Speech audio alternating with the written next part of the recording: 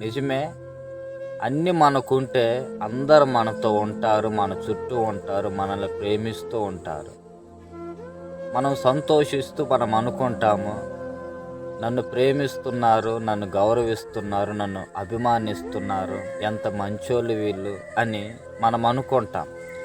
ఒకరోజు మన పరిస్థితులు చేజారిపోయినప్పుడు అందరూ మనల్ని విడిచిపెట్టి వెళ్ళిపోతారు. పలకరించోళ్ళు కూడా ఉండరు. కనీసం మనల్ని చూసేవాళ్ళు కూడా ఉండరు.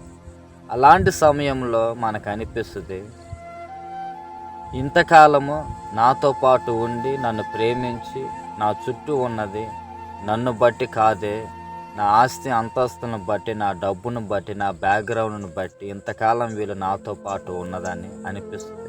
అందుకని బైబిల్ సెలవిస్తుంది, మనుషులని నమ్ముకున్నట్టు కంటే, రాజులని నమ్ముకున్నట్టు కంటే దేవుని నమ్ముట మేలు మంచిదని వాక్యం సెలవిస్తుంది. అందరూ మనల్ని విడిచిపెట్టి వెళ్ళిపోయినా మనల్ని సృష్టించిన దేవుడు ఎప్పటికీ మనల్ని విడిచిపెట్టడు.